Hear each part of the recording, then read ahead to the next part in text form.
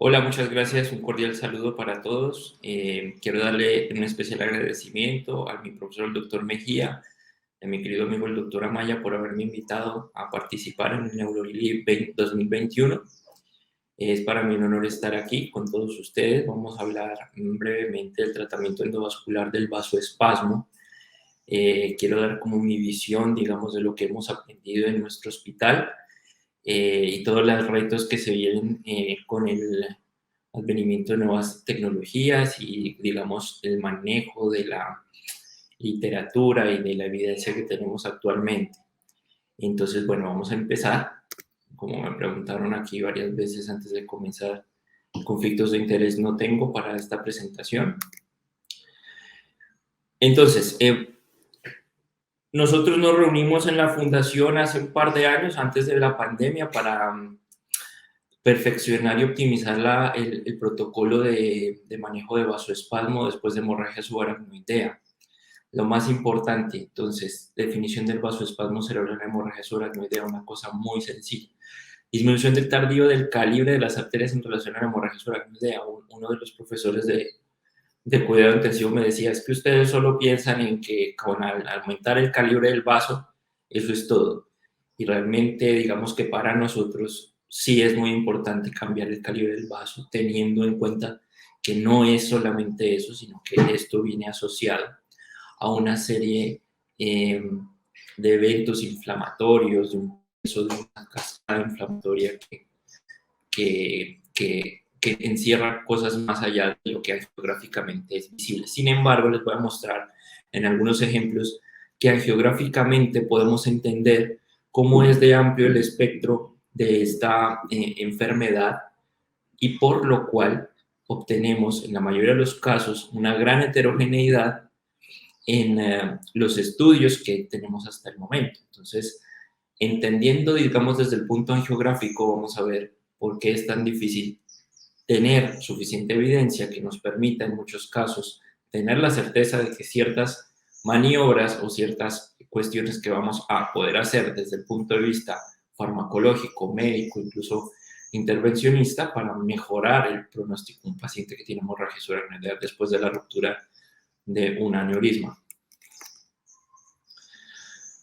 ¿Por qué la disminución del calibre de las arterias es importante? Porque evidentemente hay una disminución en el flujo sanguíneo cerebral, especialmente en los territorios distales, en los territorios limítrofes.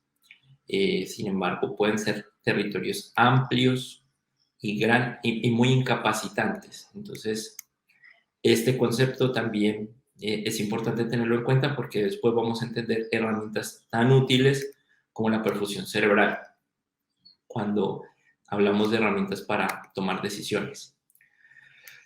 La hemorragia subaracnoidea la hemorragia subaracnoidea, perdón, el vasoespasmo después de hemorragia subaracnoidea se presenta hasta en un 70% de los casos.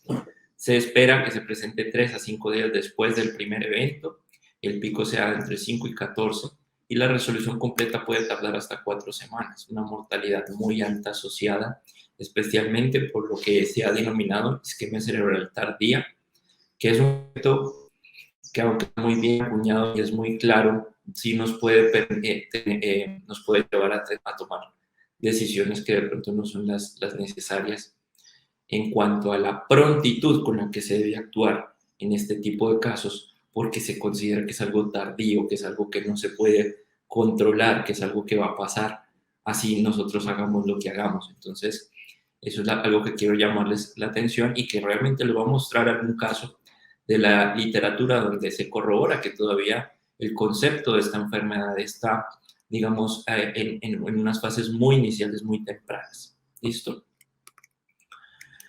Los criterios de selección de pacientes. Esto lo vamos a hacer un énfasis posterior muy amplio porque depende mucho de cómo seleccionamos a nuestro paciente el éxito que podamos llegar a tener. Realmente la mortalidad es muy alta y el pronóstico no es muy bueno cuando el paciente tiene un vasoespasmo severo o que ya tiene compromiso de sus funciones neurológicas. Entonces, al seleccionar mejor al paciente, muy probablemente la literatura que nosotros vamos a empezar a generar va a ser más fehaciente y va a darnos unos objetivos mucho más claros.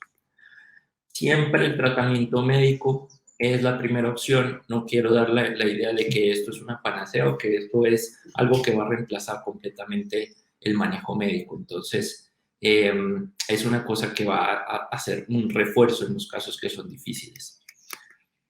Cuando los casos en donde la clínica es compatible, siempre tenemos que descartar causas y afortunadamente tenemos, por lo menos en nuestro hospital y en otros hospitales, el acompañamiento de un grupo multidisciplinario que va a permitir desafiar este tipo de diagnósticos cuando el paciente se deteriora, que no haya causas metabólicas o entre otras causas que nos estén justificando el deterioro del paciente.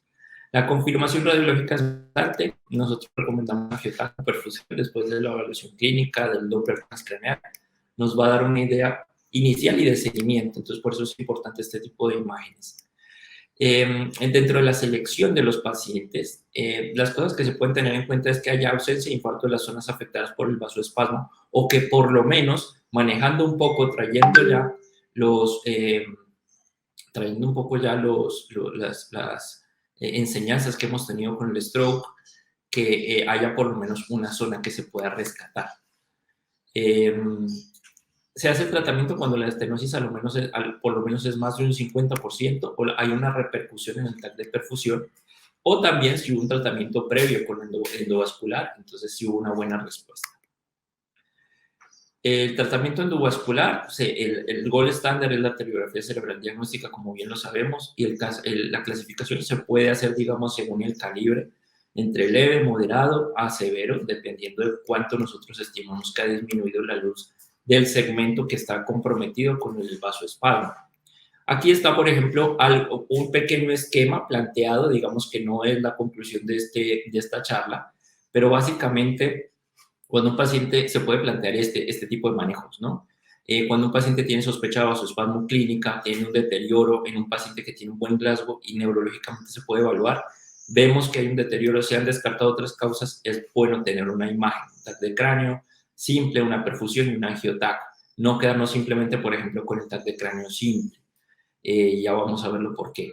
Cuando hay hallazgos de vasoespasmo, si no hay hallazgos, pues entonces continuar el manejo farmacológico y médico, y si hay hallazgos compatibles con vasoespasmo que comprometan un territorio con los criterios que les he contado, pues entonces podemos plantear el tratamiento endovascular. Se puede tener algunos criterios de TAC perfusión, de TAC basal, entonces aquí lo tenemos muy en cuenta. Entonces, aquí está el tipo de vasoespasmo angiográfico, ¿no? Que es lo que nosotros vemos cuando nosotros hacemos la arteriografía y les contamos a nuestros colegas clínicos qué es lo que encontramos. Entonces, ustedes pueden ver aquí, espera, ¿me puedo poner una pausa?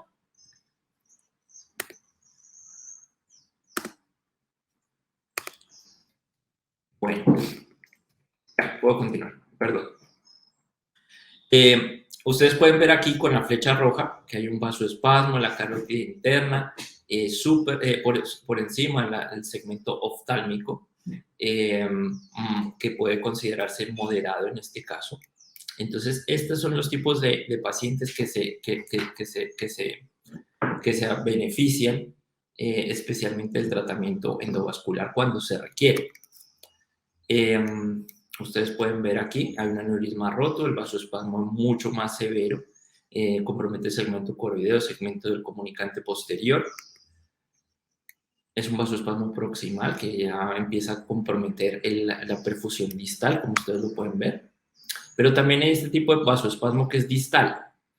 Este vasoespasmo no se beneficia tanto, digamos, por lo menos del tratamiento mecánico de angioplastia. De pronto puede llegar a tener un leve beneficio en el tratamiento farmacológico, puede ser intraarterial, pero realmente no es uno de los casos que nosotros consideraríamos tener muchas expectativas respecto al tratamiento endovascular. Entonces, vasos de segundo orden, ¿a qué nos referimos? Que ya no es cerebral media, M1, segmento A1, no es carótida terminal, sino que ya son M2, M3, A2, A3, son segmentos mucho más distintos. Entonces, usted ya se puede dar cuenta que el espectro se empieza a abrir y entonces no podemos poner en una misma bolsa para el tratamiento y para los resultados a estos pacientes. Son pacientes que tienen, aunque la misma etiología, una enfermedad completamente distinta y por lo tanto un comportamiento distinto.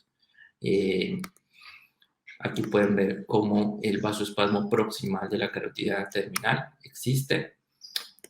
También puede haber vasoespasmo como la flecha lo señala, en este caso un aneurisma gigante. Hay vasoespasmo precisamente a nivel de la arteria, donde está, en el segmento donde está el aneurisma.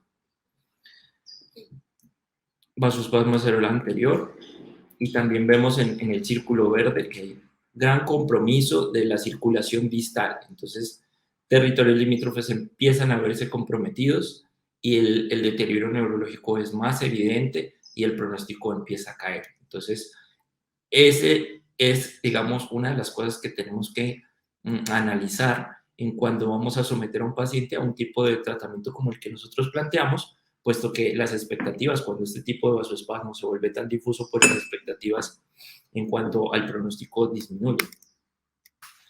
Este es el video, perdón, yo regreso aquí. Okay.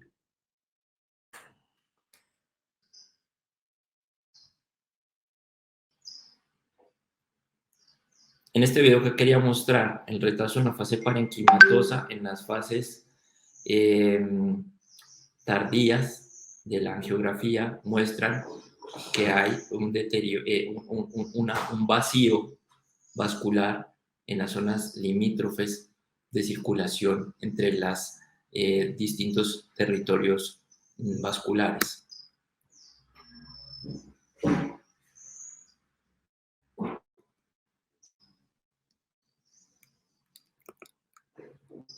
Aquí vemos un ejemplo ya, un ejemplo de un vasoespasmo extremo, donde la claudicación de los mecanismos compensatorios asociados al aumento de la PIC en un paciente, donde ya la circulación intracraneal es mínima, está absolutamente reducida. Entonces, no queremos llegar a ese punto. Bueno, perdón, yo tengo que contestar un mensaje porque estoy aquí de turno y entonces me disculpan. Bueno, listo. Bueno, entonces, ¿cómo seleccionas tú a tu paciente? Los artículos y la evidencia nos muestran que se puede hacer tratamiento a distintos pacientes.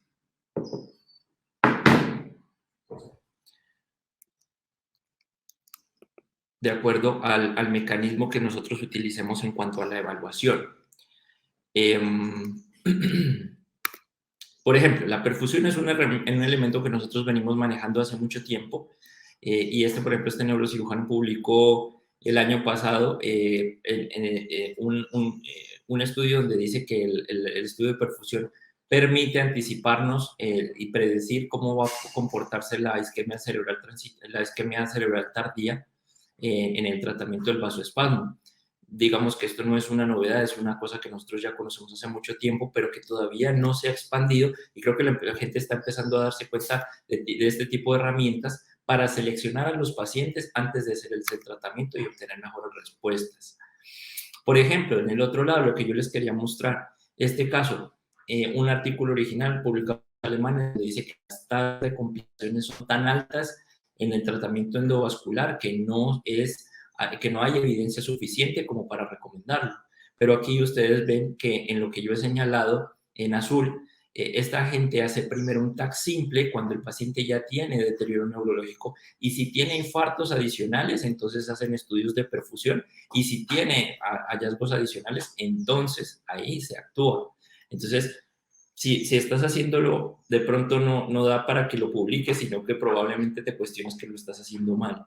Estas herramientas deben que enfocarse más o menos al manejo que estamos nosotros haciendo actualmente del stroke, y ese es el enfoque que nosotros queremos aproximar. Es una enfermedad completamente distinta, pero las dos comparten un término que hay que tener en cuenta, que es isquemia. Entonces, la isquemia tiene que ser tratada con prontitud, no esperar a que el TAC simple o la resonancia nos muestre infarto, ¿de acuerdo? Entonces, Evitar la isquemia tiene que ser una de las metas principales para este tipo de manejos más agresivos y también justifica el uso de otras herramientas como el angiotac, la TAC perfusión o la monitoría constante, anticiparnos a la isquemia y hacer tratamientos que eviten este tipo de cosas. Entonces, yo creo que esta es una de las lecciones que nosotros tenemos. El tratamiento endovascular tiene como objetivo disminuir el vasoespasmo, mejorar el flujo vascular, el flujo cerebral, lo antes posible, mientras menos tiempo pase, es evidente que evitamos la isquemia. Entonces, si olvidamos el término tardío, nos quedamos con isquemia cerebral, nos damos cuenta que hay que actuar pronto. Entonces, si el paciente tiene deterioro neurológico, hay que pararle bolas. Si la familia dice que el paciente no está actuando, que se está poniendo tonto, que no está igual a como venía la noche anterior, tenemos que actuar inmediatamente, hacer estudios necesarios, no esperar, no contemporizar. Yo creo que ese tipo de cosas en cuanto a la selección de nuestros pacientes y a la pronta atención que hagamos va a confirmar muchísimo, a ayudar en el pronóstico. Ya me quedan pocos minutos.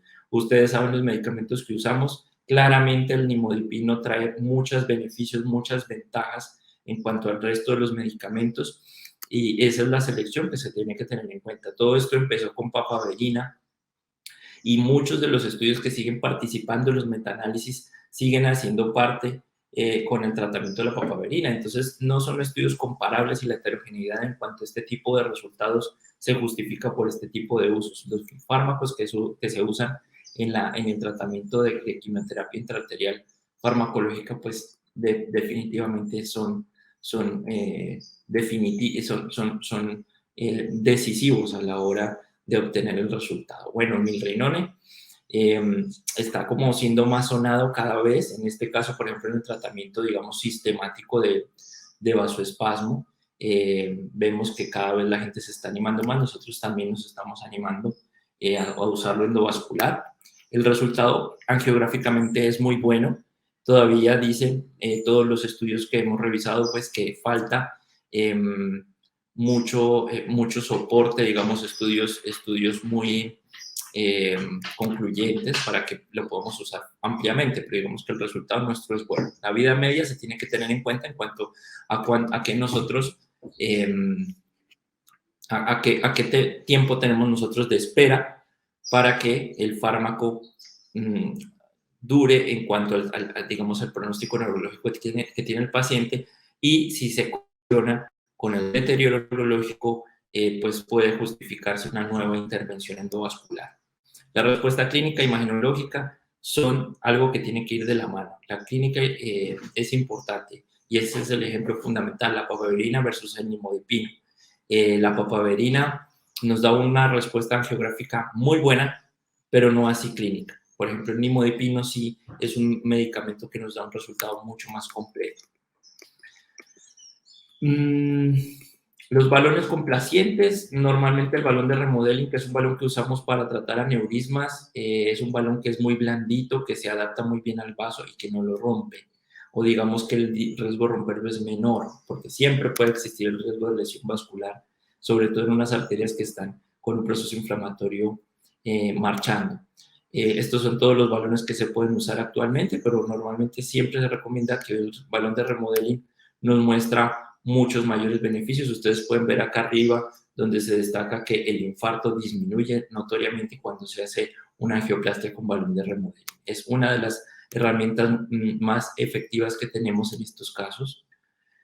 Aquí les muestro un ejemplo. Aquí es una cerebral media que presenta vasoespasmo. El balón logra recuperar el calibre del vaso de una forma inmediata. Los riesgos asociados a esto, pues, son sobre todo la trombosis, porque hay que tener en cuenta que estamos en un evento inflamatorio donde el endotelio está enfermo y puede generar agregación y otras cascadas que pueden ocluir los vasos distales. Entonces se recomienda anticoagular. Obviamente el aneurisma tiene que estar asegurado.